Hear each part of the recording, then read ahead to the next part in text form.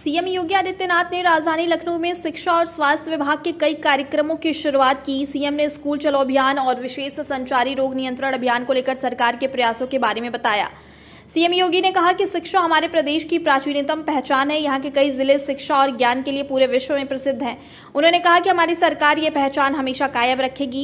CM ने बच्चों को मुफ्त पाठ्य पुस्तकों का वितरण किया। इस मौके पर उन्होंने कहा कि हमारी सरकार ने प्रदेश के प्राथमिक और माध्यमिक विद्यालयों में 1,60,000 शिक्षकों की नियुक्ति की है। वहीं इस मौके पर सीएम योगी ने आज से विशेष संचारी रोग नियंत्रण अभियान की शुरुआत की, साथ ही वेक्टर कंट्रोल वाहनों को हरी झंडी दिखाकर रवाना किया। बता दें कि अभियान आगामी 30 अप्रैल तक चलेगा। अभियान के अंतर्गत स्वास्थ्य विभाग की टीम घर घर जाकर लोगों की सेहत के बारे में जानकारी जुटाएगी और उन्हें बीमारियों को लेकर साफ सफाई रखने की जानकारी देगी। साथ ही इस दौरान दवा वितरण की व्यवस्था भी की जाएगी। सीएम योगी ने कहा कि 5 वर्ष पहले 2018 में इस कार्यक्रम की शुरुआत की गई थी, जिसके माध्यम से इंसेफेलाइटिस, कालाजार, डेंगू, चिकनगुनिया समेत कई बीमारियों के संचार को समाप्त करने का प्रयास हो रहा है। सीएम ने कहा कि केंद्र सरकार के अलावा WHO और कई विभागों के सहयोग से प्रदेश में लगातार लोगों के बेहतर स्वास्थ्य को लेकर काम किया जा रहा है। हमारा प्रयास होना चाहिए एक भी बच्चा स्कूल जाने से वंचित न रहने पाए, उसे स्कूल लाना है, उसके अभिभावक को तैयार करना है और जिससे हम प्रदेश के अंदर साक्षरता की प्रतिशत को आने वाले समय में 100% कर सकें। यह 100% साक्षरता उत्तर प्रदेश की एक बड़ी पूंजी होगी। आने वाले समय में इस अभियान को आगे बढ़ाने की आवश्यकता है। कोई व्यक्ति अंगूठा क्यों टेकेगा? अपना हस्ताक्षर करे। कोई अपने घर आने वाले किसी पत्र को, किसी कागज को किसी दूसरे से क्यों पढ़ाएं? वह स्वयं पढ़ने की आदत डालें, उसको सीखें, उसको सिखाया जाए, उस योग्य से बनाया जाए। इस शिक्षा विभाग की जिम्मेदारी है और उस कार्यक्रम को आगे बढ़ाने के लिए अगर हम कार्यक्रम को आगे बढ़ा सकें तो बहुत बड़ा कार्य होगा। और आज उसी कार्यक्रम का शुभारंभ स्कूल चलो अभियान के माध्यम से यहां प्रारंभ हो रहा है। मुझे प्रसन्नता है कि आज इन सभी बच्चों के साथ यहां पर संवाद करने का एक अवसर मुझे इस अवसर पर प्राप्त हुआ है। और इसी कार्यक्रम की दूसरी कड़ी है संचारी रोग नियंत्रण का कार्यक्रम। उत्तर प्रदेश 9 क्लाइमेटिक जोन का प्रदेश है। अलग अलग क्षेत्र में अलग अलग बीमारी भी आती है। अगर आप देखेंगे कुशीनगर, गोरखपुर से लेकर के और नेपाल की तराई से लेकर सहारनपुर तक के क्षेत्र में मस्तिष्क ज्वर का कहर कभी इस क्षेत्र में हजारों बच्चों को हर वर्ष निगल देता था। 1 वर्ष से 15 वर्ष तक के बच्चे इसकी चपेट में आते थे। एक बड़ा भारी वहां पर लोगों के मन में भय और दहशत का माहौल पैदा होता था जुलाई से लेकर नवंबर दिसंबर तक। तो वाराणसी और उसके आसपास के क्षेत्र में हम देखते थे कालाजार फैलता था। बरेली और उसके आसपास के क्षेत्र में मलेरिया, बरेली, बदायूं और उसके आसपास के क्षेत्र में, लखनऊ, कानपुर से लेकर के मथुरा तक हमें डेंगू का कहर भी देखने को मिलता था। झांसी और बुंदेलखंड के क्षेत्र में चिकनगुनिया का कहर बरतता था। ये प्रदेश के अलग अलग क्षेत्रों में बीमारी देखने को मिलती थी, लेकिन स्वास्थ्य विभाग ने विगत 6 वर्ष के अंदर जो कार्यक्रम चलाया, स्वास्थ्य विभाग नोडल विभाग बना। ओवरऑल मॉनिटरिंग स्वास्थ्य विभाग की रही, लेकिन साथ साथ ग्राम्य विकास और पंचायती राज विभाग, नगर विकास विभाग, महिला और बाल विकास विभाग, समाज कल्याण विभाग, कृषि, इन सब ने मिलकर के इस कार्यक्रम में सहभागिता की, क्योंकि इन सबकी सहभागिता थी। जैसे स्वच्छता के कार्यक्रम को नगरीय क्षेत्रों में नगर विकास विभाग ने और ग्रामीण क्षेत्र में पंचायती राज विभाग ने सफलतापूर्वक आगे बढ़ाया।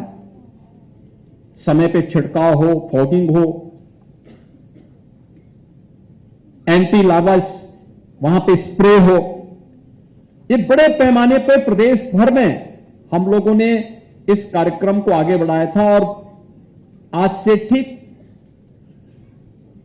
5 वर्ष पहले 1 अप्रैल 2018 को इस कार्यक्रम का शुभारंभ हम लोगों ने किया था। उत्तर प्रदेश शासन के विभागों के साथ साथ भारत सरकार का सहयोग और यूनिसेफ विश्व स्वास्थ्य संगठन और पाथ जैसी संस्थाओं का योगदान इस पूरे कार्यक्रम को जन जन तक पहुंचाने का एक बृहद अभियान हम लोगों ने हाथ में लिया था। इसमें हमारे स्वास्थ्य विभाग के अधिकारी कर्मचारी थे, आशा वर्कर, आंगनवाड़ी की बड़ी भूमिका थी, जितने भी मेडिकल कॉलेजेस थे, जितने भी जिला चिकित्सालय थे, सामुदायिक स्वास्थ्य केंद्र थे, प्राथमिक स्वास्थ्य केंद्र थे, हेल्थ पोस्ट थी, इन सब ने इस कार्यक्रम को आगे बढ़ाया। आज परिणाम क्या है? संचारी रोग नियंत्रण के लिए उत्तर प्रदेश का यह मॉडल पूरे देश के सामने आज बहुत अच्छे परिणाम के साथ सामने आया है। उत्तर प्रदेश ने इस दिशा में अच्छा कार्य किया। आज उसको आप देख सकते हैं, हर एक जगह उसको महसूस किया जा सकता है। मस्तिष्क ज्वर, इंसेफ्लाइटिस, जिससे अगर मैं केवल गोरखपुर के ही गवर्नमेंट मेडिकल कॉलेज के आंकड़े आपके सामने प्रस्तुत करूं और वहां के जो अन्य आंकड़े हैं, जो मेडिकल कॉलेज के अंदर और मेडिकल कॉलेज के बाहर मौतें हुई, केवल गोरखपुर और बस्ती कमिश्नरी के अंदर 40 वर्ष में 50,000 से अधिक बच्चों की मौत हुई थी। वहां अनुमान करिए 50,000 बच्चों की मौत के लिए जिम्मेदार कौन था? और आज मुझे बताते हुए प्रसन्नता है कि इंसेफ्लाइटिस को अंतर विभागीय समन्वय के कारण स्वास्थ्य विभाग ने इसे लीड किया था। आज उसको पूरी तरह नियंत्रित किया जा चुका है।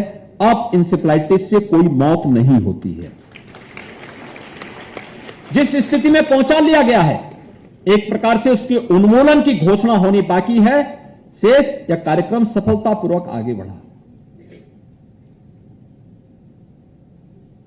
चिकनगुनिया, मलेरिया, कालाजार, इसमें उत्तर प्रदेश का कार्य उत्कृष्ट श्रेणी का है। उत्तर प्रदेश स्वास्थ्य विभाग ने इस दिशा में बहुत अच्छा काम किया है।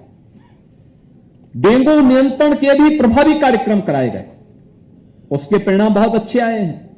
जो पहले डेंगू फैलता था, लोगों में एक भय हो जाता था, आज डेंगू का भय नहीं है।